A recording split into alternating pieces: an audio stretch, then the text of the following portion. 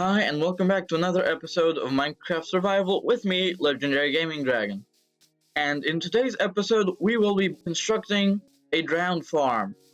Now, in previous episodes, I have constructed other farms that use trident killers, which include tridents in their design. Now, tridents are rare and all, but I have made do with just the drowned that spawn around lakes and ponds around my base. But now that I have located a zombie spawner, I can now construct a drowned farm. So, that is what we'll be starting with in today's episode. And we have now arrived at the zombie spawner and where I will be constructing the drowned farm. I have already dug down and cleared out most of the area needed for this drowned farm.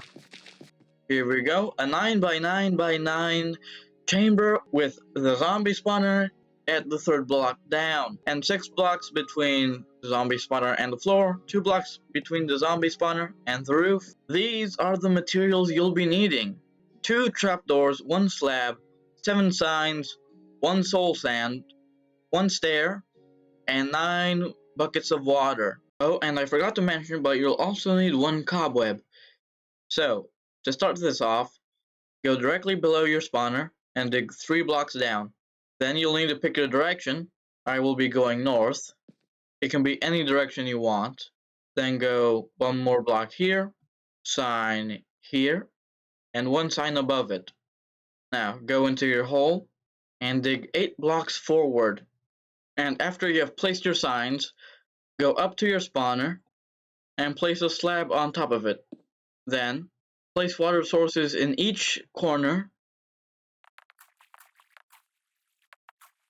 Now this may happen, and just simply update it with a few blocks. And then 1 water source right here, and go forward by 1 more block. Then place 2 signs right here and here. After that, replace this block with some soul sand, and go up by 13 blocks, this being the first, this the second, and this one being the third, like so, 13 blocks up. Once you are 13 blocks up, go 2 blocks to the left, and then go 10 blocks down. After that, you'll want to give yourself some space, because this is the killing chamber. Now, back up here, give yourself some more space. This space will only be temporary. And then, place a sign right here, and a water source right here.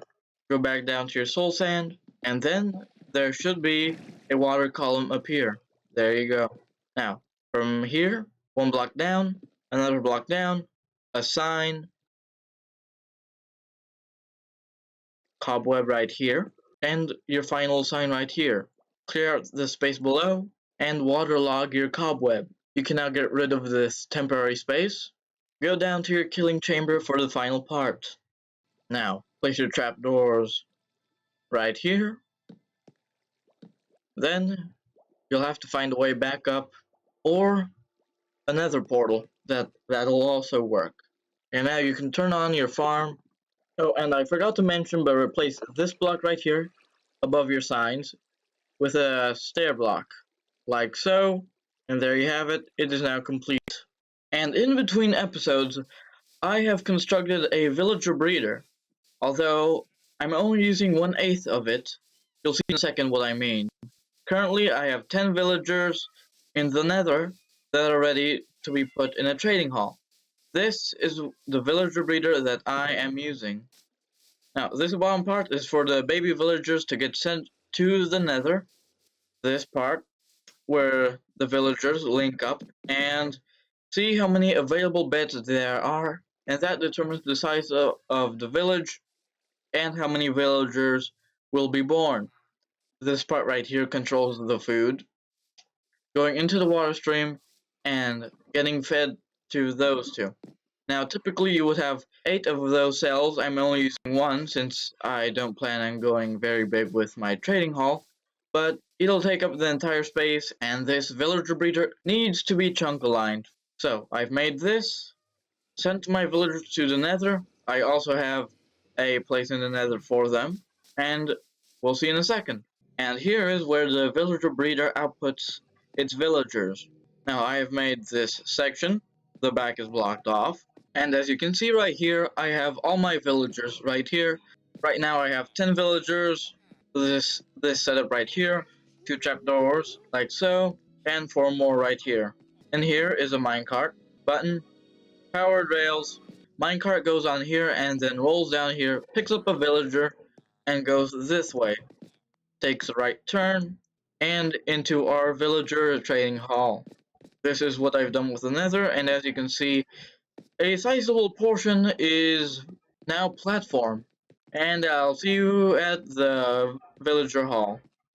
And as you can see right here, I've also done some clearing out and leveling in between episodes. I've also used the gold farm a couple of times, especially given my level 259.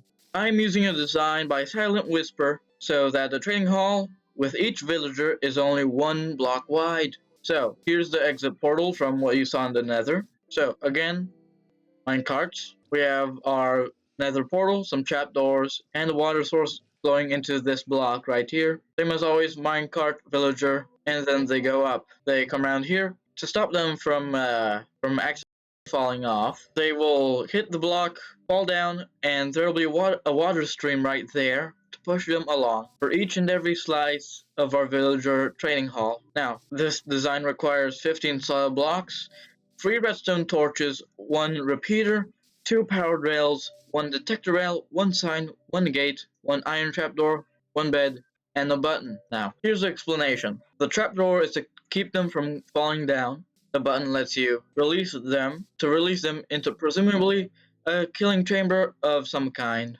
This is so the water doesn't go in, obviously. The bed is so they link up and can refresh the trades, and more redstone stuff. So basically, 2 blocks, that is your first diagonal block. Go 1 over, and keep doing so, like so. Then, your redstone torches right here, followed by your repeater right here. 1 tick, then a block. Now, you can do this right now, but a bed right here, right under that second redstone torch. And now, our rail. 1 rail right here, and another to prevent it from connecting up right here. Detector, powered rail, 1 detector rail, and 1 normal rail. You can then replace it with a block, and then place your sign. Of course, your fence gate.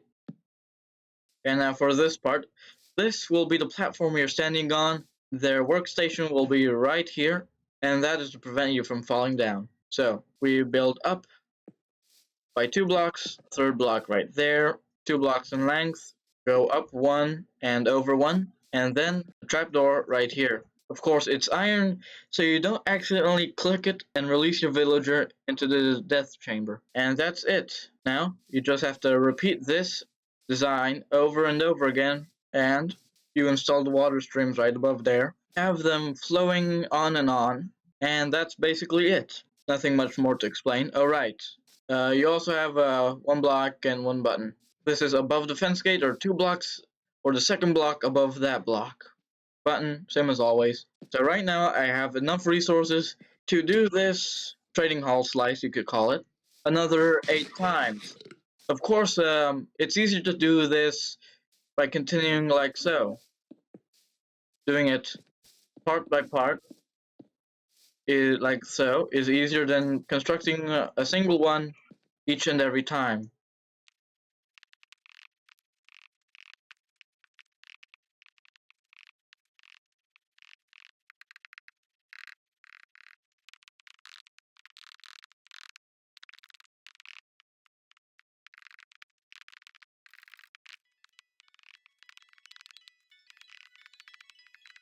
And I forgot to mention this, as always, but you'll also want this right here because the water stream goes right here above the fence gates. You'll also want to have all of these open at the beginning. So, now that you have everything ready, all you have left is to install your water transportation system. So, you'll just want to place an end cap right there, and then another one right here, or at the end, and your water, of course, like so. And a bug that does occur right here is that at the 5th water block, no villager can get into that slot. 1, 2, 3, 4, 5, this one. Unless it's the end and there's a wall right there. Or you could place a sign, another sign, like so, and place yourself another water source. You'll have to do that for each and every 5th water block that there is. After you have all of this done, you can then install your villagers. Remember, have all these gates open. And now that you're ready to install your villager, let's go ahead and try this out. Let's see if this works first of all. There we go. And off he goes. Let's see. And there we go. He should be right here. Everything is fine so far. And now that we have a villager right where we want him, we can now hit this button and place him in a minecart. And then, here we go. Now we can just simply place a workstation. And now I'm aiming to get at least mending, unbreaking 3, and efficiency 5. And anything else that might be good.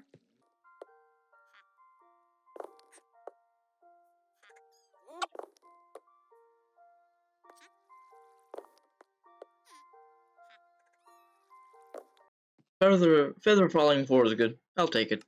Okay, so now we'll have to place his workstation right here. Now, if it were, let's say, a brewing stand, it wouldn't be a problem. But with things with bigger hitboxes, like so, it's a problem. And to solve that, we'll start off by placing it here, getting rid of this block, replacing it with a piston, and placing it like so. Then lever. There we go. We can now place these 2 blocks back, and do that for each and every villager in this trading hall. Yeah, finally, I got mending. And here we go again. Goodbye. You are number 4. Oh, fortune 3. I'll take it. Oh, silk. I'll take it. Oh, finally. Now, all we have left to get is unbreaking 3. We already have our mending, our efficiency 5.